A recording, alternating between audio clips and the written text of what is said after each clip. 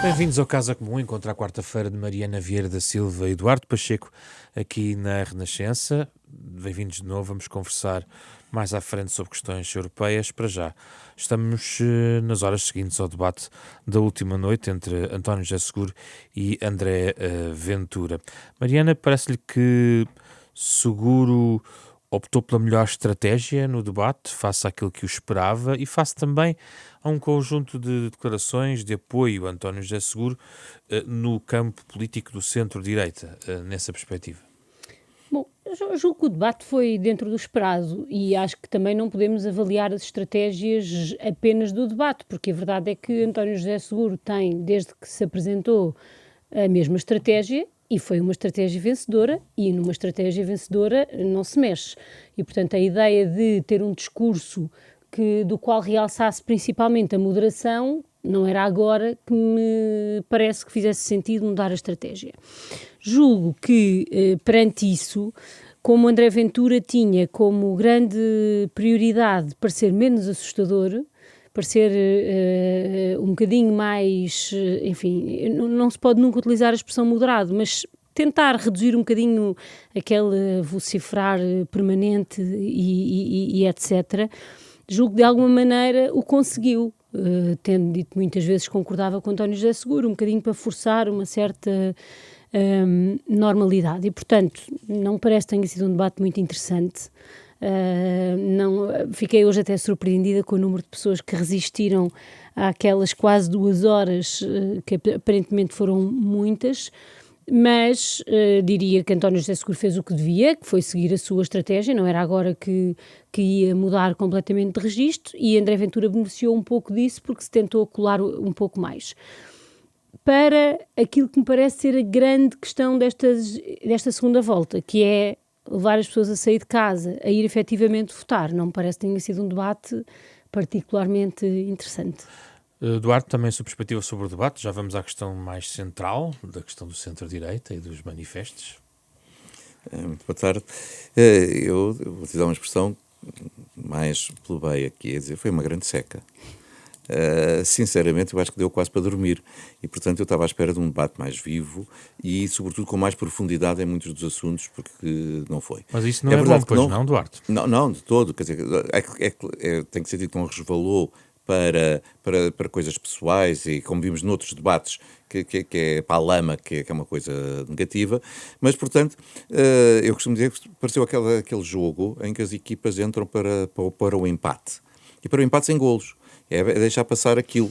E, portanto, foi um 0-0 nesta lógica. Não estou a ver quem ganhou mais ou se quem é que... O 0-0 não era para beneficiar António José Seguro? Agora, precisamente, quem é que sai mais beneficiado? Eu compreendo aquilo que a Mariana disse, que toda a postura de André Ventura, que para crescer precisa dos votos de pessoas que votaram em Coutinho de Figueiredo, ou no Almirante, ou em Marques Mendes, mostrou alguma moderação em muitas matérias. Mas, pelo menos. Mas ele tinha que ganhar o debate. Quer dizer, quem vai atrás, e de acordo com as sondagens, quem vai atrás, se quer inverter essa onda, tem que ganhar. Não ganhou. Por outro lado, António José Seguro fez aquilo que cumpriu os mínimos olímpicos. Ok, sobre algumas questões posicionou-se, noutras tentou, de facto, dizer algumas generalidades e passar de fininho entre os pingos da chuva. Portanto, foi, de facto, um debate muito pouco interessante. Isso não abona muito a favor do candidato que agora o Duarte também vai apoiar. Ora bem, quando nós chegamos aqui, muitas vezes o que acontece não é meramente a tática eleitoral. E se a tática eleitoral for fazer de morto para não perder nenhum votos, muito bem, que seja essa, porque o que estão à procura é da eficácia da tática mais do que outra. E, portanto, neste momento, eu percebo que a estratégia de António José Seguro é pronunciar-se o menos possível e se as eleições fossem já hoje, era o ideal. Sobre o que António José Seguro se pronunciou, Mariana, há aqui 1 ou 2 tópicos ainda assim. Primeiro, se o discurso do candidato for igual ao do presidente a partir de 9 de março, temos um presidente que afirma que não gosta mesmo do que está a acontecer ao nível do Código Laboral, que tem muitas críticas em relação ao Ministério da Saúde, não sei se isso implica pressão em relação à situação da ministra, não está a pronunciar também um intervencionismo pós-posse de António José Seguro?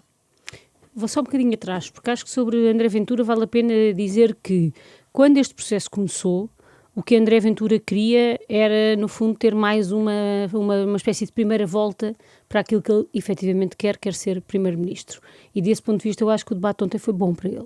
Foi um debate longo, visto por muita gente, onde procurou moderar ligeiramente e falar dos temas de forma mais narrativa, a tentar explicar porque é que tem certas posições e, portanto, acho que nos devemos preparar, principalmente para quem vê nisso um grande perigo para a democracia, como é o meu caso, porque me parece que André Ventura ontem, bem, no dia das eleições e ontem, teve aquilo que queria, que era espaço de intervenção. Quanto aos temas, eu distinguiria um bocadinho esses dois temas, porque me parece que na saúde António José Seguro tentou mais responsabilizar todos os partidos, dizendo que disponibilizaria uma sala no Palácio de Belém para reuniões e menos concentrar-se apenas no governo sobre o que corria mal. Faz sentido disponibilizar uma sala no Palácio de Belém? Certo, mas só digo que aí não me pareceu dirigido ao governo, pareceu-me dirigido muito mais amplamente a todos. Acho que aí é preciso perceber que, para construir compromissos, e nesta área eles são muito difíceis por razões históricas e outras, eu tenho dificuldade em ver que nós lá cheguemos sem posições claras. Quem constrói compromissos tem que partir de uma posição, não pode partir apenas da ideia da moderação. Mas no caso da saúde não me pareceu. Na legislação laboral pareceu-me um pouco mais, ainda que sempre com algo entre parênteses, que é, a não ser que haja acordo na concertação social. E, portanto, António José Seguro ontem dirigiu o governo e as suas energias para o que deve fazer na concertação social. Basicamente pressiona, se o governo não encontrar um entendimento em sede de concertação social, a lei não passa. Sim, pressiona no sentido certo, que é o de vai para as eleições com uma ameaça de veto. Eu julgo que ontem foi uma dupla ameaça de queda nessa lei, porque também André Ventura, quando se posicionou sobre ela, foi muito diferente, como aliás já aqui tínhamos pré-anunciado, daquilo que começou por dizer. E, portanto, o Governo, perante o debate de ontem, quer por ter podido perder um parceiro parlamentar, quer pelos avisos que fez António José Seguro, precisa de voltar à mesa das negociações. Nós aqui já o referimos logo para aí desde junho, Sim. Que sem isso vai ser muito difícil, até porque mesmo no terreno, mesmo no mundo empresarial, há muitas daquelas coisas que parece que ninguém defende, a não ser a senhora Ministra do Trabalho, Solidariedade e Segurança Social. Duarte, é isto que pretende um Presidente da República, que diga que uma lei como a lei laboral não pode passar em determinados termos? Eu defendo e espero que o Sr. Presidente da República, que venha a ser eleito e que tudo indica que seja António José Seguro, seja de facto um referencial. Não está ali para ser um notário das ações do Governo, para tudo aquilo que o Governo faça ou proponha, ele se limita a pôr uma assinatura. Para isso, então, se calhar hoje já há assinaturas digitais, nem precisávamos de ter o Presidente lá, mas também não é para ser o líder da oposição e estar sistematicamente a criar problemas à governação do país. Agora, eu compreendo que tem algumas posições que até é bom que se saiba antes das eleições, para que as pessoas sejam claras. E ele afirmou questões que eu acho que respondem muitas vezes àquilo que é a sensibilidade dos portugueses. Os portugueses acham que a situação da saúde está bem? Não acham. E, portanto, e para este contrabalanço na sociedade portuguesa, é bom que o Sr. Presidente da República, quando tiver essa percepção daquilo que é a vontade dos portugueses e as preocupações dos portugueses e entender que o Governo não está 100% atento a elas, ser ele o porta-voz disso. Mas o candidato António José Seguro foi muito detalhado em algumas questões na área da saúde, de que pode ser feito diferente, ou em matéria que é da política do Governo, digamos assim. Claro. E aí poderemos abrir uma caixa de Pandora. Quer dizer, o Presidente da República não tem poder legislativo. Pode, naturalmente, exercer a sua magistratura de influência em áreas que ele considera relevantes para o país e dizer aquilo que pensa. Mas o Governo não é obrigado, nem o Parlamento, a seguir aquilo que o Sr. Presidente... Mas parecia um bocadinho um discurso já típico de segundo mandato de Presidente. Não, ele marcar algumas áreas que ele gostava de ver e até explicitar, ir mais ao pormenor e dizer como, tudo bem, pode dizer agora. E é um contributo importante que deve ser ponderado, quer pelo Parlamento, quer pelo Governo, naquilo que está a fazer, por exemplo, na área da saúde. Agora, não é obrigatório a seguir. Nós já tivemos, por exemplo, vetos políticos do professor Marcelo Rebelo de Sousa, que foram depois, alguns levaram a pequenas alterações na legislação, porque o Parlamento entendeu que as preocupações do Presidente eram convenientes, e outras vezes é que não foram emendadas e foi devolvido ao Sr. Presidente nos mesmos termos em que ele tinha vetado, dizendo, tudo bem, o senhor está preocupado com isso, nós não entendemos que essa preocupação nos mesmos termos e estamos a devolver para que seja publicado. E o Presidente promulgou, como é seu dever. Portanto, o Presidente tem essa obrigação de, quando achar que deve emitir uma opinião, emiti-la. Os outros órgãos de soberania têm o dever de avaliar aquilo que o Presidente diz, se entenderem que o Presidente pode ter razão, alterar, se acham que não, ir em frente, com naturalidade em democracia. Mariana, do lado de André Ventura, percebemos que no dia 8 ou no dia 9, provavelmente, se caso perca as eleições, vai manter a pressão sobre Luís Montenegro e fala da questão da revisão constitucional. Quer alterar a Constituição. É a próxima batalha? Está à espera que essa seja a próxima batalha? Eu creio que a próxima batalha vai ser a eleição para os diferentes organismos que estão para ser preenchidos e que tarda e que o PSD tentou deixar passar para depois das presidenciais.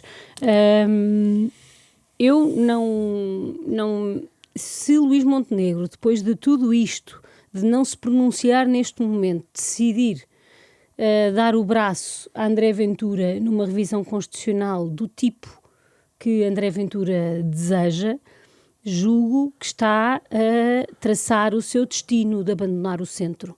Há um limite ao tipo de coisas que nós podemos fazer na perspectiva que Luís Montenegro tem feito, que é negociar umas coisas com uns e outras coisas com outros, depois de tudo o que aconteceu nos últimos meses. Mas o processo pode ser levantado pelo Chega e depois os partidos vão ter que resolver-se, não é? Com certeza, mas o único acordo possível em quem quer fazer alterações mais significativas à Constituição é entre o PSD e a Iniciativa Liberal e o Chega, não há nenhum outro.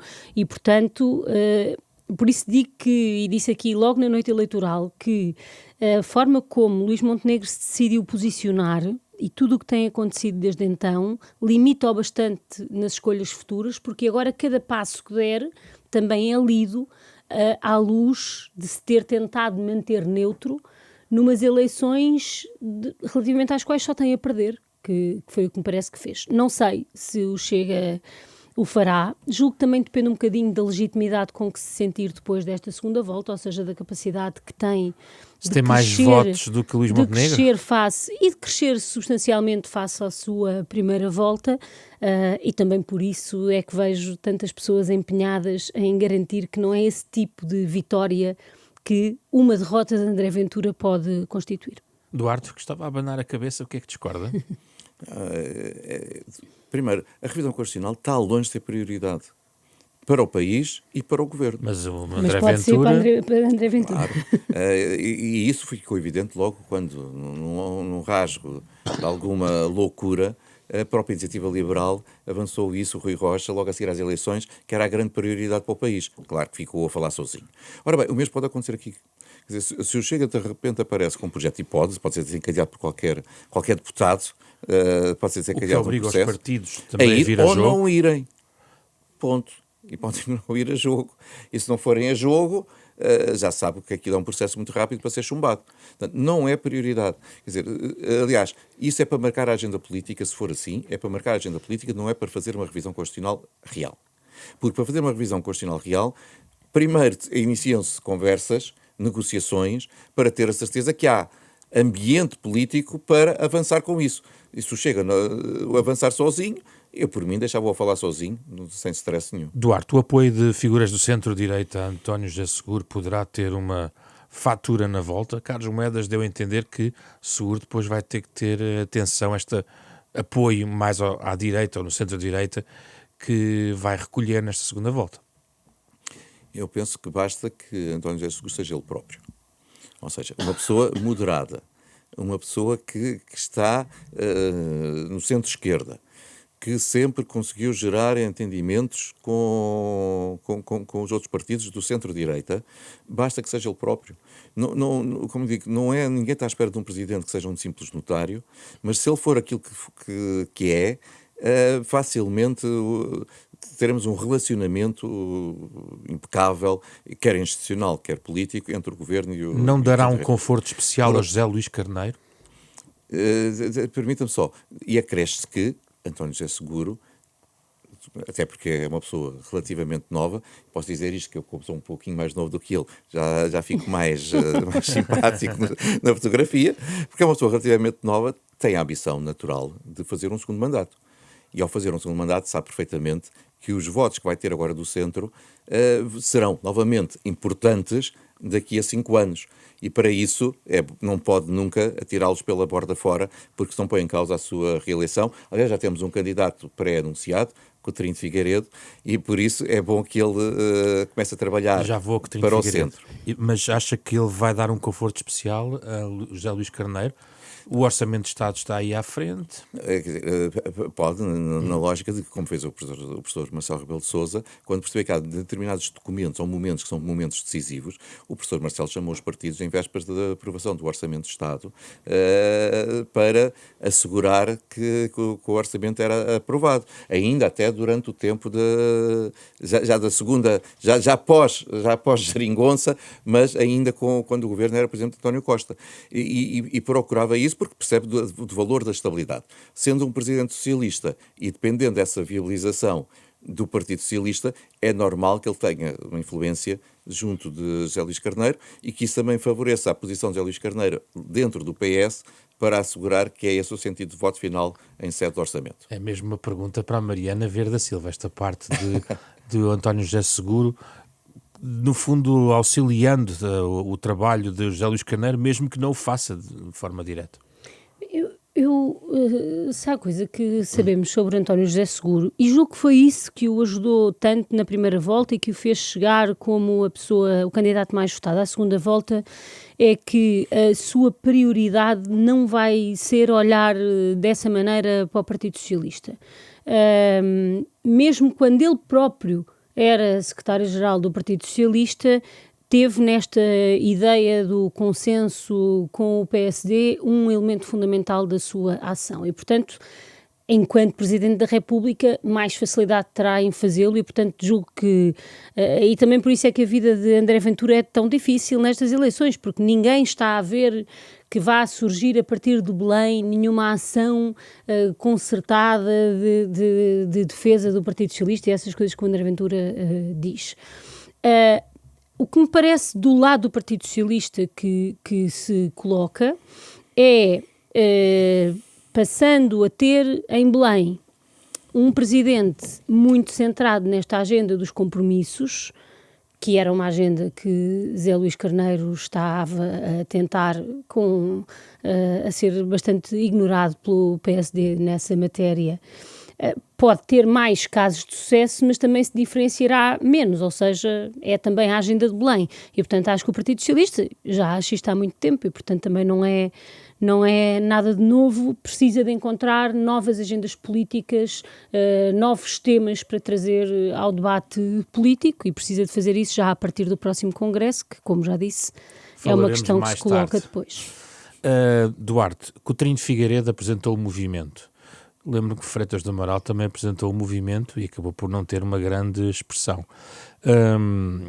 Mas o que é que vai mexer no centro-direita esta votação de Coutinho de Figueiredo e, sobretudo, olhando para o PSD, que parece aqui empardado, ou pelo menos ensanduichado entre várias partes, do Chega, a Iniciativa Liberal e até o próprio Partido Socialista? Sim, esse ensanduichado não é propriamente estar numa má posição, porque o melhor da sanduíche não é o pão, é o que lá está dentro. E, portanto, aqui significava que aqui o PSD pode ser o melhor dessa sanduíche. Ora bem, o que vai primeiro, esses 900 mil votos que Coutinho tiveram diluíram-se no dia das eleições. E é preciso ele ter essa consciência. Acha que ele tem consciência disso? Eu acho que ele não tem, mas é bom que rapidamente a adquira.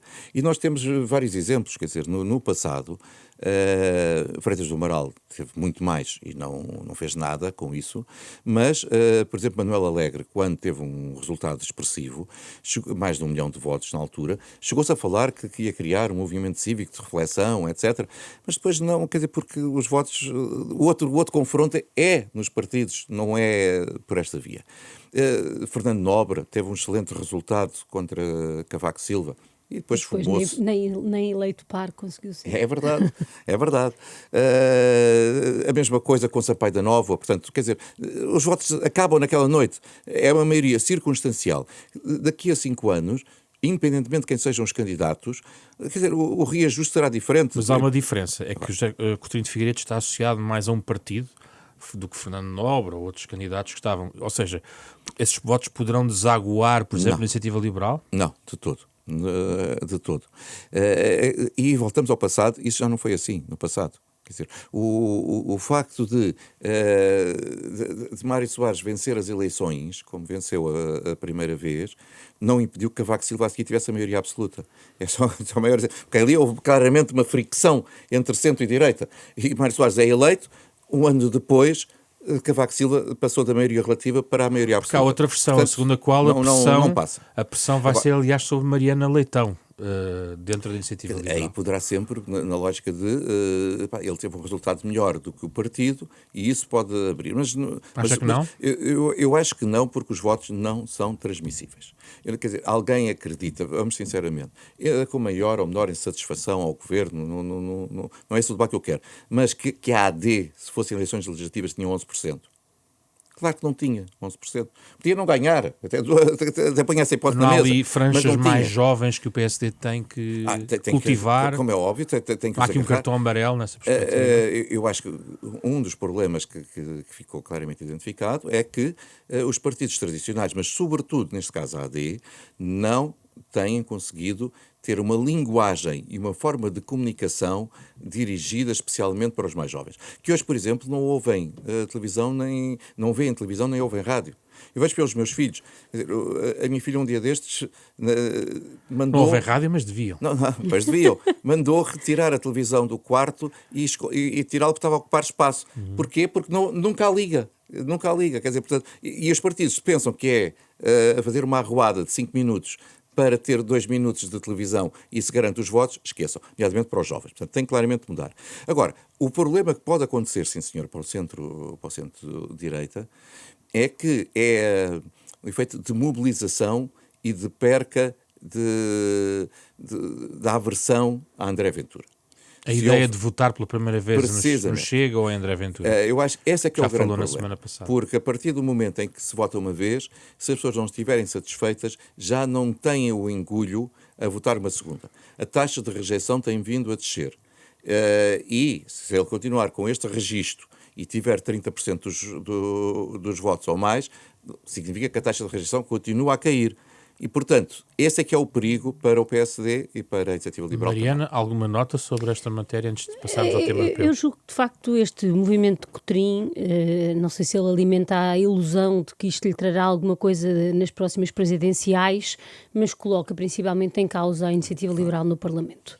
Porque não é à toa que os principais deputados da Iniciativa Liberal foram bastante rápidos a apoiar António José Seguro. Cotrim disse o que disse, tanto antes das eleições como na noite eleitoral, e agora já vem dizer que não vota em branco, assim com umas mensagens muito dúbias sobre as presidenciais. E, portanto, nós preparamos-nos para ter uma das figuras fundadoras da Iniciativa Liberal que começa a ser sistemático o facto de dizer coisas bastante diferentes do que diz a Iniciativa Liberal sobre muitos temas, a estarem no mesmo espaço público. E isso criará mais problemas à Iniciativa Liberal e, infelizmente para o PSD, não me parece que o principal beneficiário destes problemas neste momento seja, como poderia ser, o PSD. Parece-me que o principal beneficiário será, mais uma vez, André Ventura.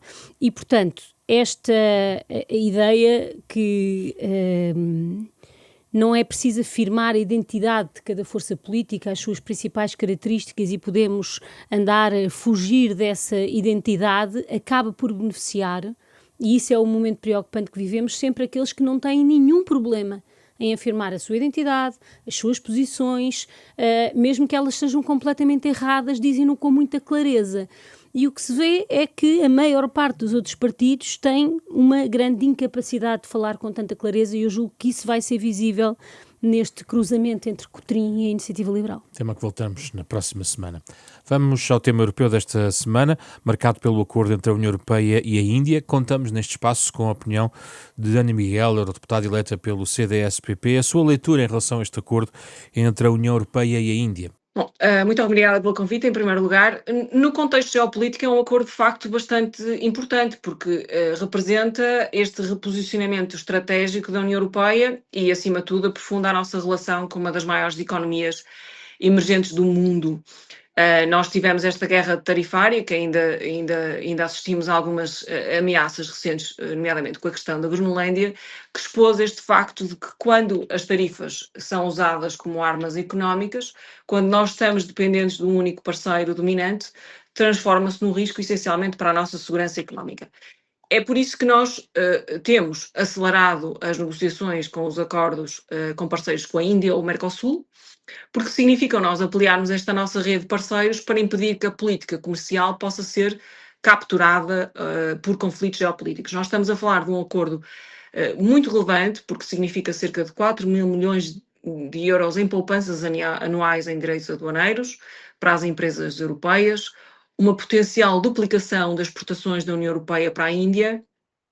Falamos de vários setores, desde o setor automóvel, setor químico, farmacêutico. Temos setores sensíveis excluídos, a agricultura sensível, como o leite, o açúcar, as carnes, ficam fora do acordo, em grande parte para proteger interesses de ambos os lados. Agora, existe um ponto que me parece bastante importante. Porque este acordo tem uma relevância geopolítica muito importante, mas não deixa de ser um acordo comercial e, portanto, a Índia tem um historial consistente de utilização de barreiras técnicas e requisitos administrativos como instrumentos de proteção indireta. Portanto, para várias empresas europeias existe o risco da União Europeia abrir o seu mercado de forma previsível, enquanto o acesso à Índia permanece condicionado na prática. Por isso, o acordo com a Índia é muito ambicioso no papel, mas o seu sucesso dependerá menos das tarifas que estão a ser negociadas e mais da capacidade de garantir que existe este acesso efetivo e não discriminatório do mercado indiano. E depois é preciso, obviamente, também garantir mecanismos de aplicação eficazes e salvaguardas para setores sensíveis, exatamente como aconteceu no Acordo Mercosul. O Acordo Mercosul demorou 26 anos a ser concluído e negociado exatamente pela questão dos setores sensíveis e pela introdução que tivemos das cláusulas de salvaguarda que foram possíveis, mas que infelizmente não mudou o resultado na última sessão plenária, porque, como sabe, o Parlamento Europeu pediu ao Tribunal de Justiça da União Europeia um parecer sobre se o acordo União Europeia-Mercosul é compatível com os tratados. Noutro plano, parece-lhe que este acordo entre a União Europeia e a Índia lança um sinal, uma mensagem dirigida a Donald Trump, do ponto de vista das alianças que a Europa pode estabelecer? É, acima de tudo, um sinal, claro. O Mercosul e o acordo com a Índia é um acordo comercial, mas é também visto como uma prioridade muito estratégica da União Europeia para ampliar o nosso acesso a mercados, mas é essencialmente um instrumento geopolítico. E por isso mesmo é que a Comissão Europeia, por exemplo, na questão do Mercosul, estará pronta para implementar o acordo Mercosul de forma provisória, ou seja, avançar com partes do acordo antes da ratificação final, permitindo essas reduções tarifárias, uma vez que o Estado do Mercosul tenha ratificado. Parece-me essencialmente um instrumento geopolítico. A relação com os blocos à volta, obviamente que será alterada, e é também uma resposta a esta forma mais protecionista dos Estados Unidos e, de certa forma, há uma resposta a esta instrumentalização do comércio como forma de coação, como temos assistido nas últimas semanas. Para fechar muito rapidamente, acha que o recuo de Trump em relação à Groenlândia é para valer? É algo que tem consistência? Bem, eu acho que o recuo não resulta propriamente de uma mudança formal da posição dos Estados Unidos, mas de uma contenção política deliberada após uma reação europeia que foi rápida e, devo dizer, até coordenada. Porque isto parece muito claro. Quando nós ameaçamos um aliado com tarifas ou recorremos à intimidação económica, arrisca, em primeiro lugar, a comprometer a arquitetura de confiança que garantiu estabilidade ao espaço euroatlântico durante décadas, porque é isso que distingue a NATO de qualquer outra aliança militar. É uma comunidade de democracias liberais fundada numa premissa essencial: os seus membros confiam uns nos outros e não se intimidam mutuamente. Existem razões fundadas para que o Ártico esteja no centro destas preocupações estratégicas pelo peso geopolítico da região. Agora, estas questões, a segurança do Ártico pode e deve ser discutida, mas no âmbito da NATO, e só pode ser alcançada respeitando a integridade territorial e soberania, e não através de ameaças tarifárias ou até militares. O pacote também anunciado recentemente pela Comissão Europeia não é apenas financeiro, ele é uma resposta também a estas ameaças por parte dos Estados Unidos, porque cumpre objetivos estratégicos simultâneos. Força e ancora a Groenlândia à União Europeia, através de um investimento que é direto em energia, digitalização, matérias-primas críticas. Reforça também a autonomia económica e política desta região, da Groenlândia, reduzindo a pressões externas. E depois afirma o princípio da soberania e do direito à autodeterminação num território sensível, muito sensível do ponto geopolítico. O facto deste financiamento ser antecipado, antes mesmo da aprovação do próximo quadro financeiro plurianual, é um sinal claro de urgência política, não é propriamente um gesto simbólico. Agora, um ponto que também me parece muito importante, e acho que ficou claro, independentemente do recuo ou não, na questão da Groenlândia, é que se a União Europeia quiser evitar que pressões unilaterais se repitam, terá que agir em principalmente três frentes. Transformar os princípios que tanto defende em capacidade que seja económica concreta, reforçar a nossa autonomia estratégica dentro da NATO, sem pôr em causa a aliança, e isto é muito importante ser dito, porque a administração Trump não se confunde com a nossa relação transatlântica. E depois falar a uma só voz sempre que estejam em causa soberania e integridade territorial. O pacote de investimento na Groenlândia mostra o caminho certo. Presença no terreno, financiamento antecipado e um enquadramento que é multilateral e que, enfim, nós ainda continuamos a acreditar nesse caminho. A Europa continua a querer caminhar ao lado dos Estados Unidos, mas o mundo mudou e esse caminho já não é guiado a partir do mesmo centro. Washington olha hoje para outros horizontes e a Europa tem que aceitar que deixou de ser o ponto de referência principal. É um novo cenário que exige, obviamente, decisões diferentes e uma autonomia que seja de facto real. Nós navegamos durante muito tempo com a corrente a nosso favor. Agora o vento mudou de direção e por isso nós temos que ajustar as velas a tempo para seguir em frente. E aqui em estúdio também, a opinião do painel residente. Mariana, este acordo já tinha sublinhado na semana passada a relevância, tirando o facto de termos visto o passaporte indiano na diáspora de António Costa. Porquê é que é tão importante para a União Europeia, na sua perspectiva? Bom, é muito importante para a União Europeia porque quando a semana passada falámos aqui do discurso de Carney do Canadá e da ideia de que é preciso definir estratégias alternativas a termos unicamente uma relação, enfim, entre os aliados do Atlântico para podermos simplificar, é crescentemente importante e não deixa de notar que Trump vai partindo cada vez mais as relações e esta semana vai o primeiro-ministro do Reino Unido à China, a Comissão Europeia já foi a várias viagens também à China, é assinado este acordo com a Índia, ou seja, todos aceleram as suas ligações por força do fechamento dos Estados Unidos.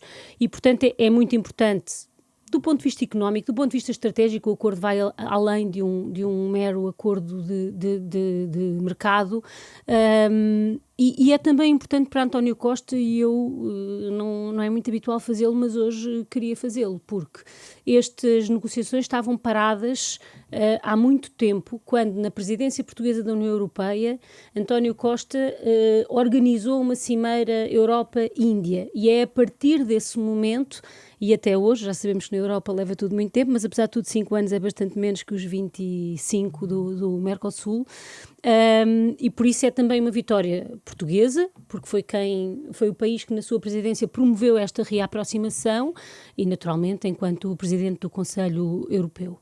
Nós temos aqui uma oportunidade nestas matérias fazermos alguma frente ao discurso de Donald Trump, que tem estado sempre numa espécie de hesitação, porque a agenda interna também o vai obrigando a acertar o discurso externo. E eu já aqui tenho falado sobre isto e um dia acho que temos mesmo de dedicar algum tempo a isto, porque uma peça-chave desta relação é tudo o que está a ser discutido em matéria das grandes empresas digitais e dos regulamentos europeus em matéria digital. Mas não há muitos detalhes sobre essa matéria. Não há muitos detalhes, mas julgo que ali se julgará parte da pressão e do apoio que ainda hoje estas grandes gigantes digitais dão a Donald Trump, na esperança que ele consiga influenciar a margem e as decisões europeias. E naquela linha da nossa autonomia estratégica é fundamental que a Europa seja capaz de discutir aquele dossiê, de envolver os países naquele dossiê, de chegar a um acordo e também por essa via garantir a nossa autonomia face aos Estados Unidos. Duarte, temos falado aqui muito da questão da diversificação das parcerias comerciais da União Europeia, no contexto também geopolítico, não só de Trump, mas também temos visto em relação à Rússia. Lembrar que a Índia é também uma importadora de gás e de petróleo russo, desse ponto de vista. Mas o que é que vê de positivo neste acordo da União Europeia-Índia? Especialmente o facto de levar a Europa a mostrar aos Estados Unidos que consegue fazer pontes e estabelecer acordos com outras áreas do mundo. Há poucas semanas o Mercosul, agora com a Índia e porventura em breve até com a própria China.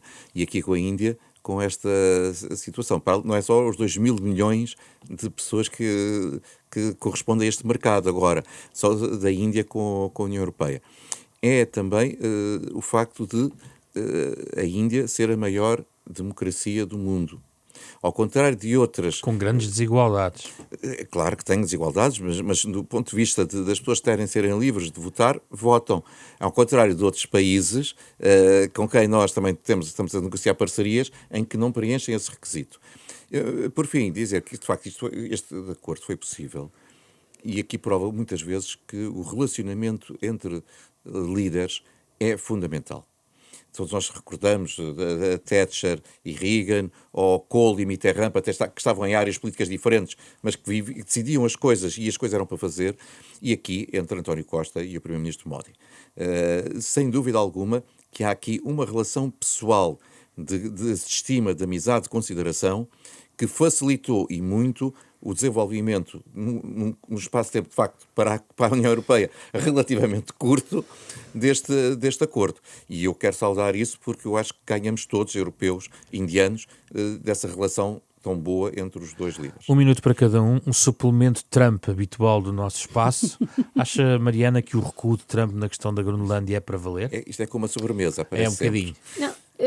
Nenhum recuo de Trump é para valer, é sempre transitório. A verdade é que Trump vai tendo que dividir as suas energias e os problemas internos que tem neste momento com o ICE e o levam a ter que dar passos atrás. E também, e porque aliás acho que tinha terminado assim a semana passada, a linguagem do dinheiro se sobrepõe sempre e o que se estava a passar na Bolsa Americana naqueles dias era de tal maneira gravoso que mais uma vez foi resultado. Se vai durar, nunca nada com Trump vai durar. Duarte? Provou-se que aquilo que nós tínhamos aqui também conversado. A venda de... Pressão da área financeira, não é? A venda de títulos da dívida americana que a Dinamarca fez de rajada com mais um dos países nórdicos e tendo já os outros nórdicos a dizer que iam fazer o mesmo, e o Fundo Soberano da Noruega tem muito e ia pô-los no mercado rapidamente, funcionou. O que prova que nós temos armas. Ele não é com palavrinhas mansas, não é claramente com sorrisos, não é oferecendo-lhe a medalha do Prémio Nobel que o conseguimos demover. Ele só conhece uma linguagem, a da força e a do dinheiro. E isso foi aquilo que nós fizemos europeus. Muito bem, obrigado. Voltamos na próxima semana. Euronet Plus.